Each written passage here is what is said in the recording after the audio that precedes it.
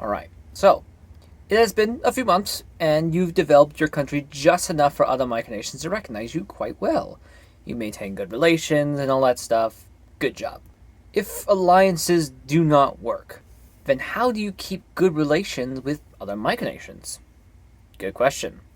Today we'll be talking about diplomacy, alliances, and conflict. Diplomacy is the main communication between two different countries, either between leaders or assigned diplomats, usually to add or maintain relations with other nations. And there are many more benefits to it as well, including building a mutual respect with other members of the micronational community, and even resolving issues that could potentially cause a conflict, and even preventing conflict altogether. Alright, we know the benefits. How exactly do we do this? And the answer is quite simple. The internet. I cannot deny that the most efficient way to chat with someone or start diplomacy is through Discord. However, any other place that can use some kind of chat system in a group or something, that'll work too. Examples would be like Steam, Skype, or even Google Hangouts. A part of diplomacy is organizing all the things that come to you so that way it's not a complete mess. And one way to do it is something called embassies. And let's just say countries love to build embassies. You can either make a channel for each country that you meet commonly, or you can build this little box and put a flag on it and the name of the country on it. And it's like this tiny little embassy, and I always enjoy it. Here's an example of it. It looks really cool. Don't forget the flag and the name. Okay, that one's done.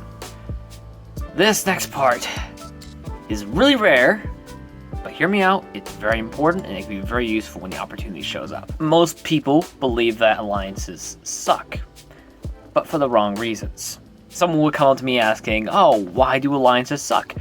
It's because they start way too early, and the people who actually start alliances never research how they're even maintained properly or what types.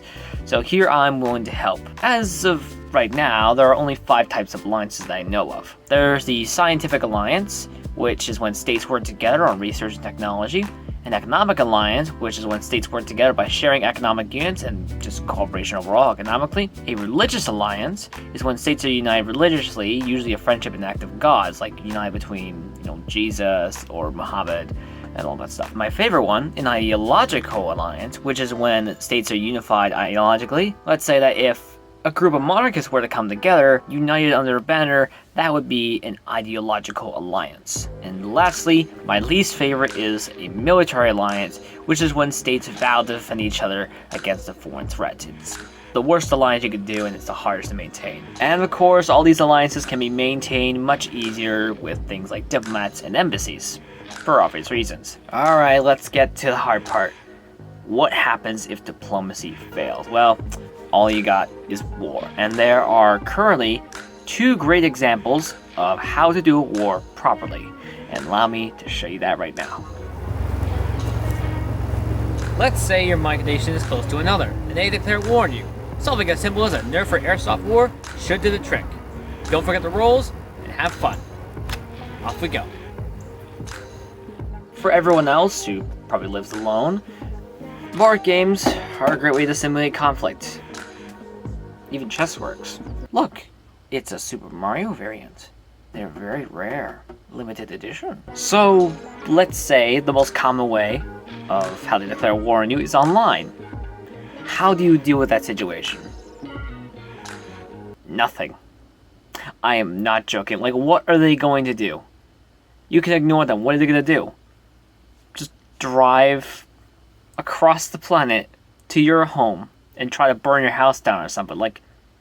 They will literally do nothing to you, and the best thing you can do is just ignore it. Just ignore it. I don't know what else to say. Just ignore it. This is completely out of script. Have some common decency, my guy. For example, Malaysia gets hundreds of war declarations every month. And he does not care. And to be honest, that's it. You have learned how to do proper diplomacy, building a proper alliance, and what to do in a conflict. Thank you so much for watching it. Hang on, I got a message.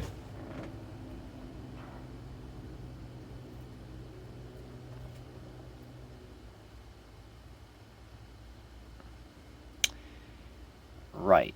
Right. A communist episode. Yeah, I'll just save it for later. Good night, everyone.